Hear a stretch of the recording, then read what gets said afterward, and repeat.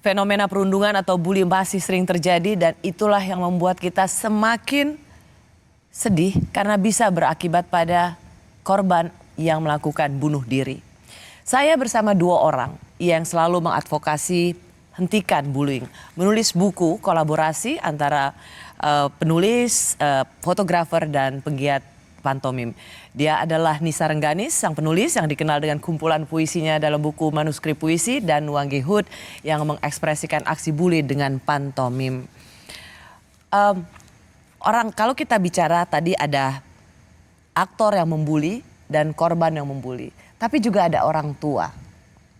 Sebenarnya kalau dari orang tua mereka yang anak yang membuli, sebenarnya apakah orang tua itu juga perlu dimintai pertanggungjawaban?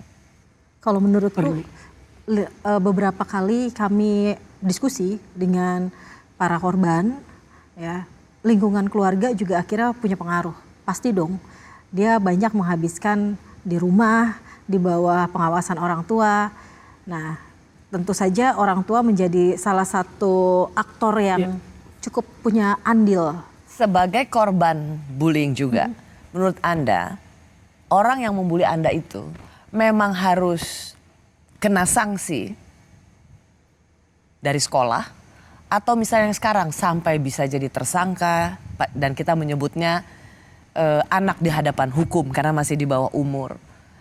Menurut Anda sebagai orang-orang yang pernah menjadi korban bullying dan selalu bersama para korban bullying, apakah sampai sejauh itu mereka memang harus dipenjarakan sampai mendapat status anak berhadapan dengan hukum? Kalau kasusnya sudah sampai kekerasan fisik, teguran itu udah nggak perlu. Artinya memang sudah harus ada tindakan sanksi yang lebih tegas. Dan itu juga sebenarnya bisa jadi contoh bagi para geng-geng lain atau anak-anak lain yang dia akan melihat ada efek jerak di sana. Jangan sekarang kalau ngebully jangan yang sampai ke tindakan kekerasan, sampai ke fisik, bahkan sampai membuat orang itu melakukan aksi bunuh diri, sampai bahkan ada yang sampai kematian.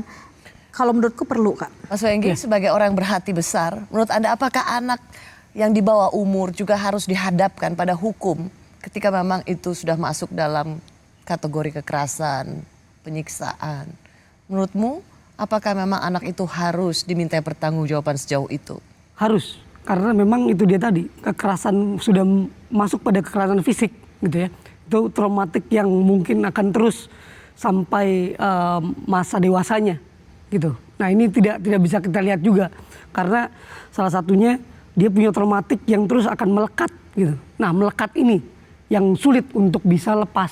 Makanya hal-hal itu harus juga ditangani dengan serius gitu.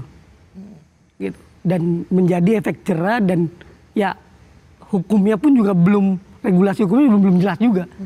Anda tidak sepakat dengan perdamaian antar keluarga? Iya. Sudah terlalu banyak yang perdamaian dan akhirnya itu membuat siklus ini tidak berhenti. Nah, saya kira sudah saatnya dengan banyak kasusnya naiknya itu drastis gitu. Dari tahun ke tahun.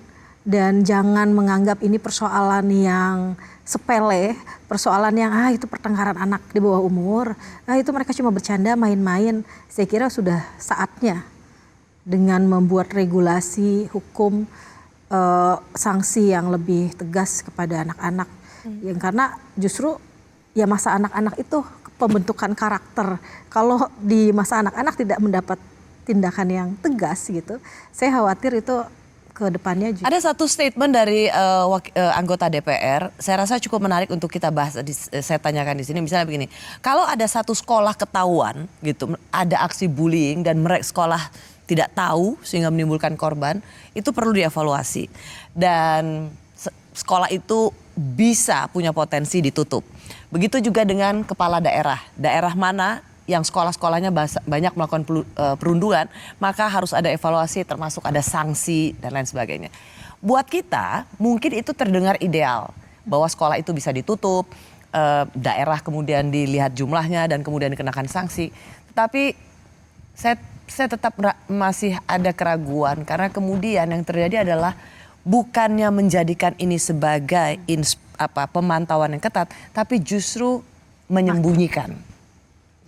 Jadi kita berada dalam situasi mau mencari solusi menghentikan bullying, tetapi kalau kita bilang ya udah ini akan diancam ditutup atau daerah juga akan kepala daerah akan saya tidak tahu apa yang akan mengintainya. Tapi apakah ini menjadi solusi yang baik, yang ideal? Karena bisa saja kemudian itu justru hanya akan terjadi penyembunyian data. Ya. Dan itu pernah terjadi. Dan itu pernah terjadi di sekolah tinggi yang pernah ada kasus. Ya yang kemarin juga apa yang terjadi di fakultas kedokteran apa yang terjadi. Artinya sampai hari ini model itu masih dilakukan. Nah saya melihat gini Kak Rosi. So apa konsep solusi yang relatif ideal? Tadi kalau Permendikbudnya sudah ada, itu sebenarnya setiap sekolah sudah tidak boleh lagi tidak memiliki satgas untuk kasus kekerasan di lingkungan pendidikan. Nah sayangnya satgas ini pasti petugasnya adalah guru-guru maupun pihak-pihak yang ada di sekolah tersebut.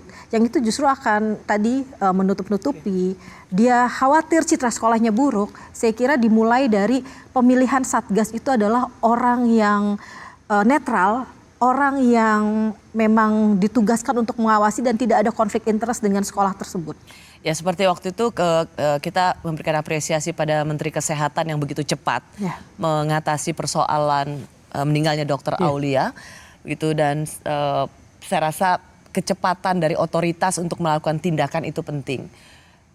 Itu yang juga membuat lembaga pendidikan berpikir dua kali untuk meremehkan kasus-kasus pendidikan.